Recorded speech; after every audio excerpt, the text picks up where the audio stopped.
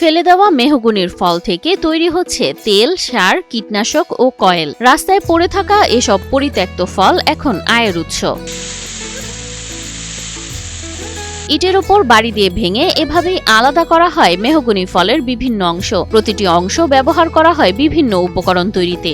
Mahogany ফলের থেকে drum drum তেল বার করছি এবং কয়েল বার করছি।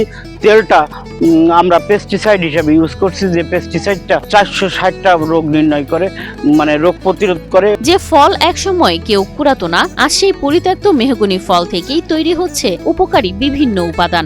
এইটা বীজটা মাড়াই করিয়ে যে তেলটা বের করে, সেই তেলটা কীটনাশক হিসেবে জমিতে দেয়। এটা মানে পোকামাকড়ের জন্য খুব ভালো ওষুধ। আর হচ্ছে শ্বাসটা যায়, এটা যায় ইন্ডিয়ায়, এই শ্বাসটা যায় ইন্ডিয়ায়। এই হচ্ছে খেলনা জিনিস তৈরি হয় এখন। আর এইটা হচ্ছে আপনার খোলা হচ্ছে মশার কয়েলে তৈরি হয়, আপনার জ্বালানি খাতে তৈরি হয়, বিক্রি হয়। দেশের গণ্ডি পেরিয়ে এ পণ্য এখন রপ্তানি হচ্ছে পাশের দেশ ভারতে। ফলে বদলে যাচ্ছে গ্রামের অর্থনীতি, স্বাবলম্বী হচ্ছেন স্থানীয় উদ্যোক্তারা। 1 টাকা 30 পয়সা পিস আমরা কিনি ভ্যানওয়ালাদের কাছ থেকে, যারা ভেঙে নিয়ে আসে। আর আমরা এটা প্রসেস করে আমরা বেচা কেনা করি, এটা ইম্পোর্টের মাধ্যমে যায় ইন্ডিয়ায়। সাতক্ষীরা কলারোয়া উপজেলার কেরেলকাতা ইউনিয়নের কোটামোড়। এখানকার মাঠ, রাস্তা ও উঠানে এখন সারি সারি মেহগনি ফলের স্তূপ। নারী পুরুষ মিলে ফলগুলো আলাদা করে শুকাচ্ছেন রোদে। বীজ খোসা আর ভিতরের বাদামি অংশ, প্রতিটি উপাদানই এখন সম্পদ। মেহগনির ফল ফাটাইয়ে আমরা কাঠ নেই ব্যবহার করি চুলোর জন্য।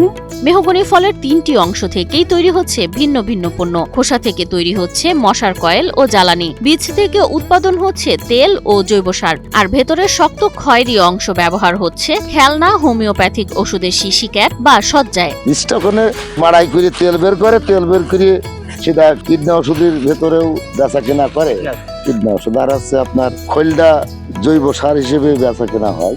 স্থানীয় উদ্যোক্তা আতিয়ার রহমানের গল্পই এখন গ্রামের অনুপ্রেরণা। তার হাত ধরেই বদলে যাচ্ছে অনেকের জীবন। এই মেহগনির ফলের ব্যবসাটা আমি দীর্ঘদিন ধরে করি।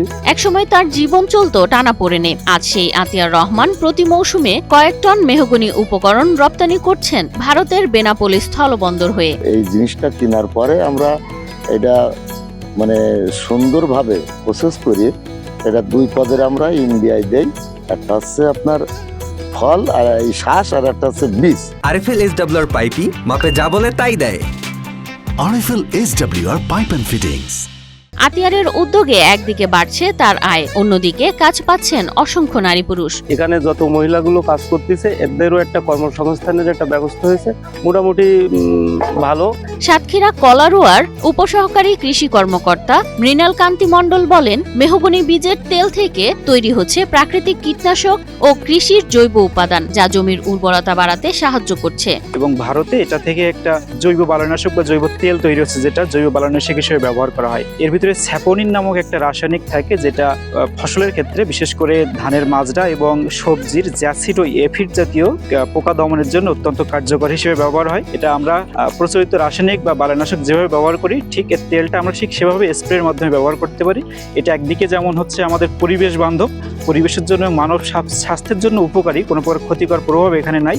পাশাপাশি এটার যে খৈল যেটা হয়, এটা আমরা জৈবিক সার হিসেবে ব্যবহার করতে পারি, জৈব সার হিসেবে ব্যবহার করতে, তাতে আমাদের মাটির স্বাস্থ্য উন্নত হবে। যে ফল একসময় বর্জ্য হিসেবে পড়ে থাকতো, আজ সেটি এনে দিয়েছে কর্মসংস্থান, বৈদেশিক মুদ্রা আর গর্বের গল্প। সাতক্ষীরার এই মেহগনি ফলের গল্প দেখায় কিভাবে সাধারণ একটি প্রাকৃতিক সম্পদও বদলে দিতে পারে গ্রামের অর্থনীতি।